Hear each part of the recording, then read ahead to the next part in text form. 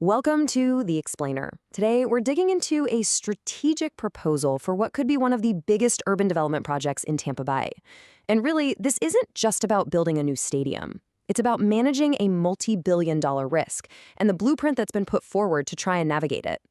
So here's how we're going to break this down. First, we'll get a handle on just how massive this proposed Rays Stadium deal really is.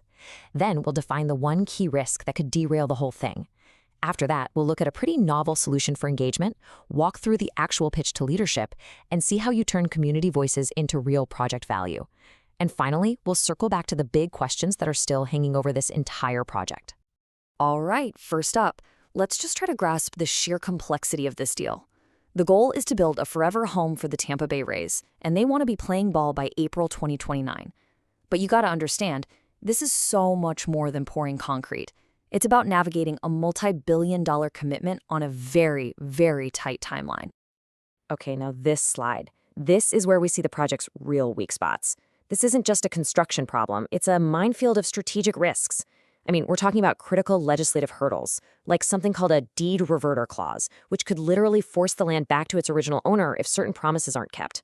Then there's a high probability of funding shortfalls from tourist taxes, and of course, the social backlash. Any one of these could cause huge delays or honestly kill the deal completely. And then there's the headline number, which is just staggering. A $1.3 billion price tag for the stadium by itself. You know, when you have that kind of public-private investment, the entire project immediately goes under an incredibly intense microscope.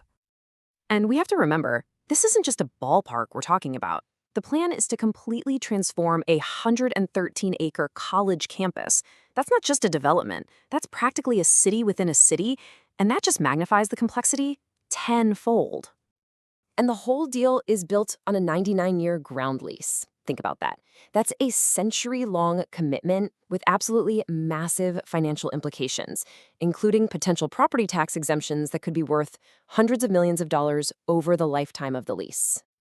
So here's the crucial point. With so much public land, public money, and public impact on the line, getting the legal permits and approvals is only half the battle. The other half, the much trickier half, is earning the public's trust. This brings us to a really key concept in any big civic project, the social license to operate. Now, this isn't a piece of paper you get from City Hall. It's the ongoing, unwritten permission from the community to actually move forward. And without it, projects face protests, lawsuits, and political headaches that can be incredibly expensive. And this quote from an HCC professor, well, it gets right to the heart of that tension. He's voicing a very real concern that this new, potentially luxury-focused district could create a housing crisis, pushing out the very students and faculty the college is supposed to serve. This is the social license being challenged right here in real time. So with all these risks, how can a developer actually build that social license? Let's take a look at a structured method designed to do exactly that, one that aims to get beyond what a lot of people call town hall theater, where everyone just shouts into a microphone and nothing gets done. And these images, they illustrate the goal perfectly. These were actually generated from community input on a similar project, and they show a shift away from conflict and toward co-creation. The idea is to use the knowledge of the residents to imagine a future that's more resilient, more equitable, and more prosperous for everyone, not just the people signing the checks. The solution being proposed here is something called a community design sprint. Now, let's be clear. This is not an open mic night. It's a disciplined, structured, and time-boxed process that's specifically designed to turn community stories and lived experiences into actual, usable ideas that can inform the project's design. This 5-step workflow is really the engine of the whole thing. It starts by framing the right questions and bringing the right people to the table. Then it actively listens to community stories to create measurable design briefs. From there, you prototype ideas, get feedback, and finally, you translate those vetted concepts into language that can be put directly into official plans and contracts. It's basically a machine for turning voices into action. So how in the world do you pitch this kind of rigorous approach to the executives in charge of a $1.3 billion project? Well, you don't talk about feelings. You speak their language, and their language is managing risk and protecting their return on investment. This right here is the core of the business case. The pitch frames engagement as a strategic asset. Listening early isn't a cost center. It's a way to reduce incredibly expensive friction down the road. It helps you find problems before they become full-blown crises, it protects the schedule, it de-risks the approvals process, and ultimately it gives investors more confidence that the project will actually succeed. The pitch then makes the solution tangible by offering clear, tiered options. Leadership can pick their level of investment based on their timeline and how much risk they can tolerate. From a quick 2-week rapid trust sprint, all the way up to a longer-term partner of record engagement. So how does this all add up to a better outcome?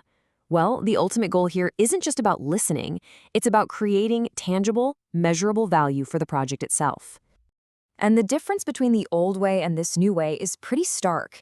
Instead of just collecting a list of scattered, often angry opinions, this method actually synthesizes community knowledge into what are called decision-ready principles. These are artifacts that architects, planners, and engineers can actually use to make the project better. It builds evidence that you listened, and that reduces the trust deficit. At the end of the day, for investors and financial partners, it all comes down to this. Capital follows clarity. A clear, community-vetted vision is just plain easier and safer to underwrite. When the community's priorities are understood and baked into the plan, it de-risks the financing because it signals a much smoother path to completion. And success here isn't some vague, fuzzy thing. It's measured with executive-level KPIs. You track participation, you measure shifts in sentiment, and most importantly, you track how many of the project's key risks are resolved because of this process, and how much faster leadership can make smart, informed decisions. And all of this brings us full circle, right back to the fundamental, high-stakes challenges that the Rays in Hillsborough County are facing right now, whether they adopt a new engagement strategy or not. Because despite all the progress, many of the most critical questions from our initial risk analysis are still completely unresolved. The tourist tax money they need is already promised to other projects, the land itself has legal restrictions that have to be removed by the state legislature, and huge questions about affordable housing and who pays property taxes are still just sitting on the table. Ultimately, this entire proposal is a bet. It's a bet that the path to solving these incredibly complex, technical issues doesn't start in a closed-door boardroom, but with a better, more inclusive, and more structured conversation. The big question is whether that conversation, no matter how well designed it is enough to navigate a minefield of this scale.